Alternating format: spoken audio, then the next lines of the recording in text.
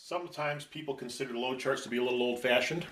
They're very necessary for us, even if you have a crane that has a load moment indicator or a rated capacity limiter, because if you're in a situation where you have a malfunction of your LMI system or you have a problem with the rated capacity limiter, you can go back to your load chart if you're in the middle of a job until such time as you get the system repaired. Also, a great number of older cranes are not equipped with a rated capacity limiter or any sort of an electronic scale, so there has to be some sort of a graphic way to calculate what the capacity of the crane is at any specific load radius. First of all, we want to talk about load radius. There's two things here up on the board that we have. The first one is the graphic representation of what the crane looks like with the boom at different lengths and at different angles. And over here is the chart that is used to interpret the graphic representation so that we can calculate the load capacity of the crane. Now, these particular charts that we have on the board here today are from a Broderson IC83F. Now, each individual crane that we deal with is going to have its own load chart. So we're not intending here to give you a one-size-fits-all load chart. What we're trying to do is just explain the ways in which we use load charts and how they are calculated. Now, the first thing we want to understand is where is the center line of the crane, because the capacity of the crane is determined by the difference between the center line of the crane and the weight or the load hanging on the end of the boom. Now, in this particular case, as you can see, the boom pivot is back behind the center line. Some cranes calculate their center line from the boom pivot pin. On this particular crane, it does not. If you look here, you'll see the center line is somewhere forward of the boom pivot pin, which on this particular crane happens to be the exact center line of the turret where the boom rotates.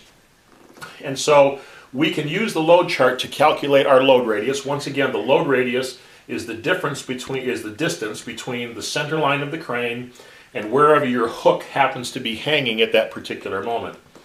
Now, this particular crane, this Broderson crane, has a 3-section main boom with an available and optional 10-foot pin-on jib. And you will see that there are a series of arcs on this graphic representation that show where the boom would move at a particular length as you raise it from 70 degrees and lower it down to 0 degrees. Now, this first arc right here represents the main boom only, with the boom completely collapsed with it drawn all the way together. And you'll see here that from the center line to the end of the boom, when the boom is at 0 degrees, when it's exactly horizontal, is about 11.5 feet. Your next line, your next graphic representation here, your next arc, is with the main boom with one section fully extended. It can be either section, either the middle section or the end section. But this gives you the arc that the boom would move through. And as you can see here also, if the boom was at 0 degrees at horizontal, you would be about 21 feet from the center line of the crane. Now, this is not to be confused with the distance between the front bumper of the crane and the load that is hanging. It is, once again, from the center line. So some of your distance, some of your radius is used up from the center line of the crane to wherever the end of the deck of the crane ends. Your third arc that comes here is with the main boom extended all the way with both telescopic sections moved out to the end. And then this final fourth arc is with the jib fitted in place. Now, you'll notice here on this particular picture on the end of it here, the jib is either straight or it is what's called luffed, or it's offset at either it's at 0 degrees here, it's 10 degrees or 15 degrees.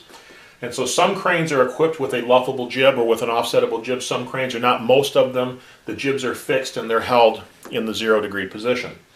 So the first thing that we have to do to be able to calculate the capacity of this crane is we have to know what the load radius is. So, for example, if I had my main boom extended all the way out to its full extension, and I did not have the jib fitted at this time, and I had the boom at the way it is right now at a 30-degree angle, I would calculate and run my finger straight down to the number at the bottom, and I would be at a 26-foot radius. You can see the 26 feet right here.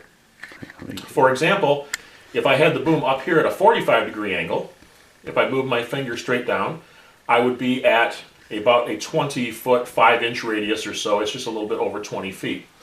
If I was to raise the boom all the way to the 70-degree position, and I followed this particular point where the arc intersects 70 degrees, bring it straight down, I would be at about a 9-foot radius. And so the shorter the radius, the higher the capacity of the crane. And so once I have used the load chart to calculate what exactly my load radius is, at that point I can go to the chart and I can determine what my crane capacity is at the particular radius in which I have configured it. Now, on this particular chart, there's a couple of things that we have to understand. The crane is rated in two basic ways. It's rated at a 360-degree rotation, and that is the capacity of the crane, and you can rotate the boom all the way around with that particular load without any concern for overloading the crane.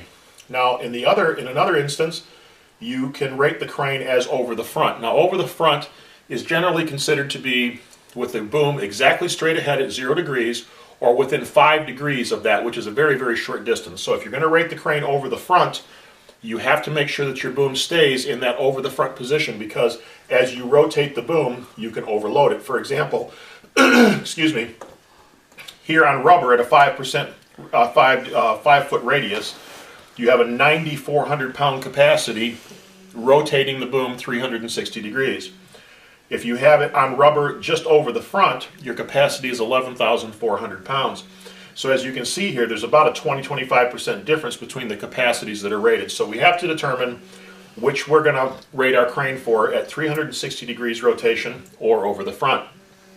And so it is my preference that whenever you're setting up a lift, that unless it is absolutely necessary, that you calculate your load radius, you calculate your load rating on your 360 degree rotation. That way you don't make a mistake and suddenly rotate the boom and overload the crane.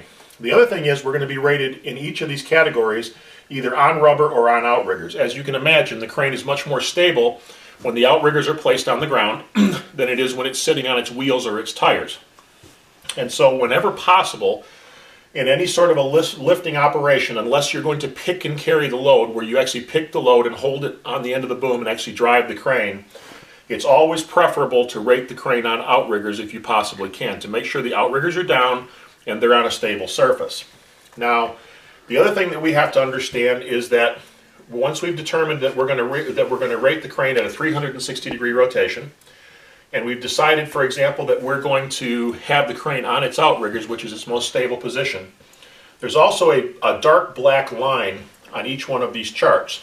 This dark black line indicates the difference between the crane's tipping point and where the crane is going to be structurally damaged. For example, when you are on outriggers, if you are at a 16-foot radius, you're above the black line.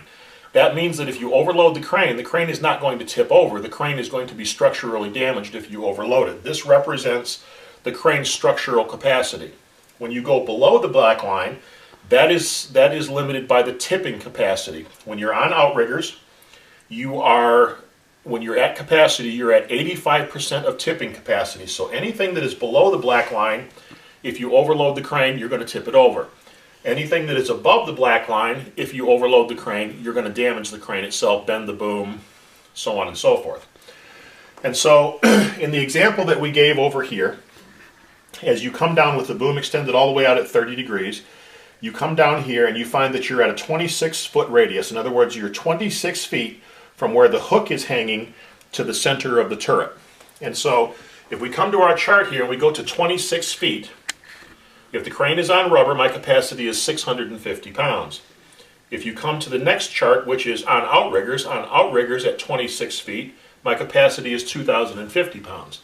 Now you can see that this being a 17,000 pound maximum capacity crane, that as you move away from the center line, your capacity drops very, very quickly as you move away from the center line.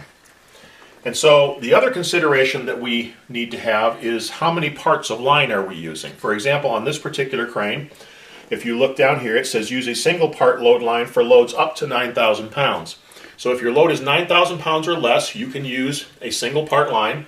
But if your load is going to be more than 9,000 pounds, but up to 17,000 pounds, you have to use a two-part line to make sure that you have the winch capacity, because the winch is hydraulically limited, that it will not pull more than 9,000 pounds on a single line pull. And so once you've calculated that radius, 26 feet, if you only had one boom section out instead of two extended, you would be at 21 feet. And here, if you look here, if I'm at 21 feet, there is no 21-foot space upon the load chart. You have 20 and 22. So whenever your radius falls in between two spaces on the load chart, you always go to the next higher ones. For a 21-foot radius, I would use a 22-foot rating.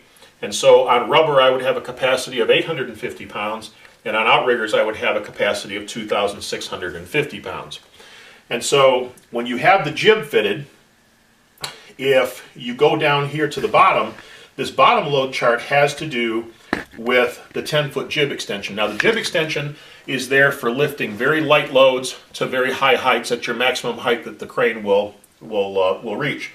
And so you have to make sure that if you're using the jib, that you use the jib chart that's on the bottom. Now, here we have the boom extension angle, which is either 0, 15, or 30 degrees. And so if it's at 0 degrees, you use the 0 degree chart.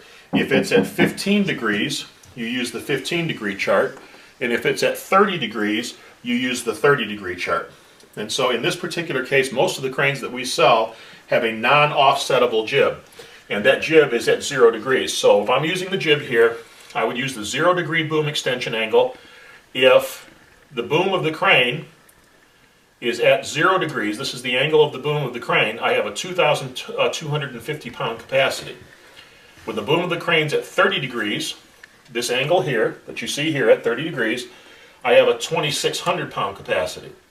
When the boom of the crane is at 45, I have a 3,200 pound capacity, and all the way to the point where your boom is almost standing straight up at 70 degrees, I have a maximum of 7,000 pound capacity.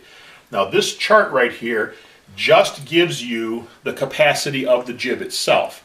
Once the jib is fitted, for example, if I had the jib fitted at 30 degrees, I would go here. It's non-offsettable. The jib is at 0 degrees. The boom is at 30 degrees, so my maximum jib capacity is 2,600 pounds. But I would also go over here and I would check my radius, 34 feet. If I go to 34 feet and I come across here on outriggers, the capacity of the crane itself is only 1,400. Now, the jib will hold 2,600, but the crane will hold 1,400. You, of course, always use the lower number. So, 1,400 pounds, if you look here at a 34-foot radius on outriggers. Now, one note here, these cranes are equipped to pick and carry. In other words, picking up a load and driving very slowly, a maximum of about 2 miles an hour across even ground. But you never use the jib to pick and carry. Whenever you are picking and carrying, you have to use it on the main boom. You never use the jib to pick and carry. So that's just a basic overview of how a load chart is used. Remember once again that when you're above the black line, we're limited by structural capacity. When you're below the black line, you're limited by tipping capacity. And so you don't want to invade that safety factor that you have of 15%. So never overload the crane, and you'll always have success in your lifting operations. Thank you for your attention.